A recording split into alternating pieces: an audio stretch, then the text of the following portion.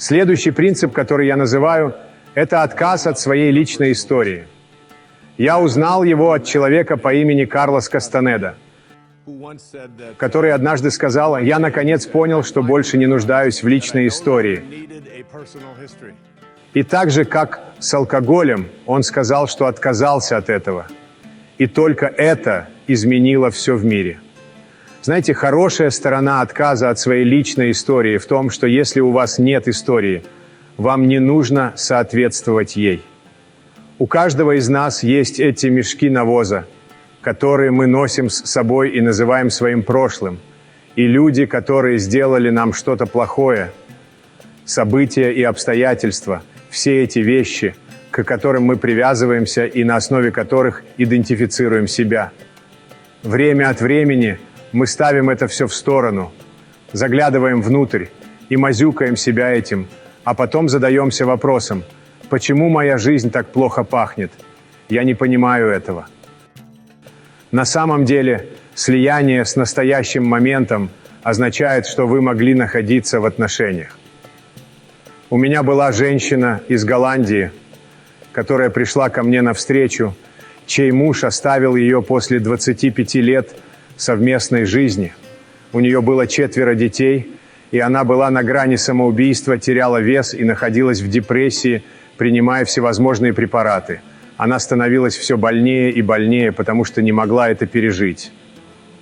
Она пришла на автограф-сессию, которую я проводил в книжном магазине во Флориде, и сказала: «Вы должны сказать мне что-то, что поможет мне справиться с этим». Я сказал ей эту фразу: «Откажитесь от своей личной истории, слейте себя с настоящим моментом, и эти 25 лет – это ничто». Если вы хотите понять, как это сделать, подумайте о своем прошлом как о шляпе. Это ваше прошлое. Вы не можете просто положить ее сюда и уйти, отказавшись от своей личной истории, потому что она всегда будет рядом, чтобы на нее оглядываться. Что вы делаете, так это берете свое прошлое и обнимаете его, понимаете его, принимаете как то, что вам нужно было пройти, чтобы оказаться в этом месте сегодня. Доказательство этого в том, что вы это сделали. Вам не нужно больше доказательств, вы это сделали.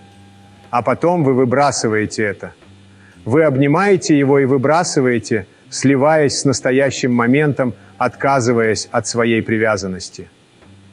Некоторые из вас слышали, как я использую метафору следа. Алан Уотс говорил, что след – это не то, что двигает лодку, это просто оставленный за собой след. Вот и все.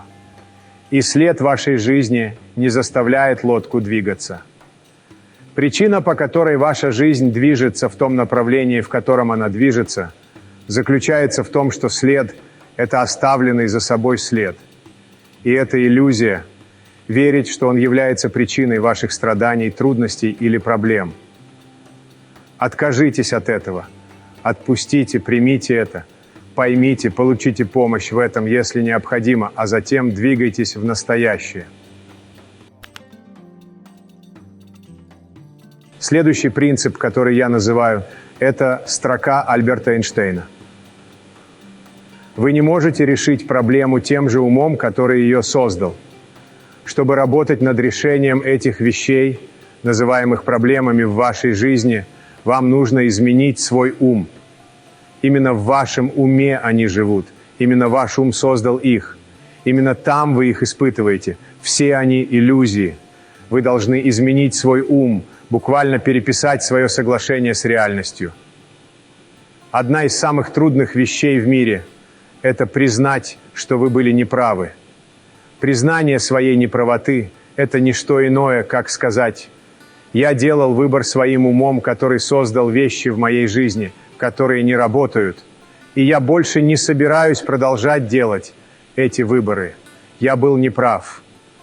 Вам не нужно делать официальное заявление об этом, вам не нужно выходить и чувствовать себя виноватым из-за этого.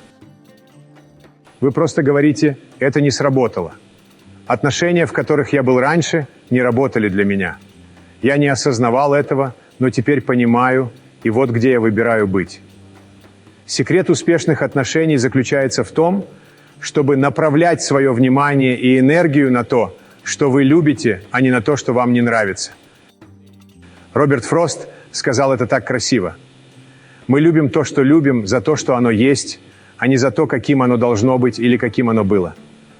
Когда вы смотрите в глаза человека, с которым находитесь в отношениях, будь то ваши дети, старайтесь замечать, что они делают правильно, сколько бы усилий это ни требовало. Когда вы думаете, что ваши отношения не работают, помните, это в вашем уме.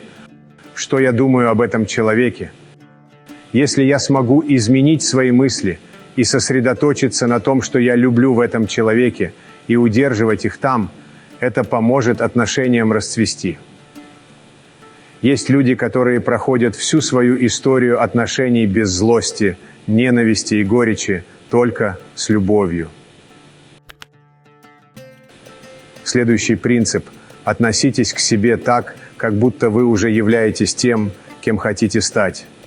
Другими словами, вы выходите вперед в своей жизни и видите себя с тем, что хотите, и знаете, что заслуживаете это. В каждом из нас есть гений, и нужно относиться к себе так, как будто этот гений уже проявился. Вы должны видеть себя, как уже достигшего своей цели, и тогда вы начнете действовать в соответствии с этими мыслями, потому что предшественником каждого действия, как говорил Эмерсон, является мысль. Следующий принцип называется «цените свою божественность». Есть замечательное наблюдение Эмерсона в его работе «Самодостаточность», которое касается доверия к своей божественности, осознания того, что вы связаны с вашим источником и являетесь божественным творением. Он говорил, что человек должен учиться распознавать и наблюдать за тем блеском света, который вспыхивает в его разуме изнутри более чем за блеском небесных светил. Тем не менее, он часто отвергает свои собственные мысли, потому что они его собственные. В каждом произведении гениальности мы распознаем свои отвергнутые мысли. Они возвращаются к нам с определенной инопланетной величественностью. Мы часто отвергаем свои мысли и воспринимаем то, что считаем великим и гениальным, как чужое, потому что это наши собственные. Цените свою божественность вместо того, чтобы бояться ее. Знайте, что вы всегда связаны со своим источником. Нет способа, чтобы этого не произошло. Потому что это в вас, и вы во мне, и вы никогда не сможете быть отдалены от этого. Нет места, где этот источник отсутствует. Он растит ногти на пальцах, бьется в сердцах, переваривает пищу и раскрывает все цветы. Вы всегда связаны с ним. Наконец, последний принцип – это мудрость, избегание всех мыслей, которые ослабляют вас. Каждая мысль имеет свою энергию, как и все в этой вселенной. Если у вас есть мысль о стыде, она ослабит ваши мышцы, а ваше сердце – это тоже мышца. Если вы воспитываете ребенка, который верит в стыд и чувствует себя виноватым, каждый раз, когда он думает о такой мысли, он будет ослаблен. Мысли о страхе, стрессе и тревоге – все эти мысли ослабляют вас. Когда у вас возникает деструктивная мысль, измените ее на ту, что дает силу. Мысли, которые усиливают это, мысли нейтральности, готовности, любви и в конечном итоге мысли о божественности. Когда вы видите человека, который страдает, вы распознаете себя в том, что видите. Но по милости Божьей это мог бы быть я, и вы связаны с этим человеком. Я несколько раз появлялся на Tonight Show, и помню, как однажды, прогуливаясь по пляжу, ко мне подошла женщина из Северо-Востока и спросила, не видела ли она меня на шоу. Она говорила о том, какие люди живут в ее городе, и ее описание было довольно негативным. Я сказал ей, что здесь, скорее всего, будет то же самое. На тот же день ко мне подошла другая женщина, которая тоже видела меня на шоу, и ее описание людей в ее родном городе было совершенно другим, дружелюбным и открытым. Я сказал ей, что здесь она найдет то же самое. Это показывает, что то, что вы ожидаете и о чем думаете, расширяется. Как учил Эмерсон, предшественником каждого действия является мысль. Измените свои мысли, и вы измените свой мир. Измените свои ожидания, и вы начнете проявлять и видеть изменения в своей жизни.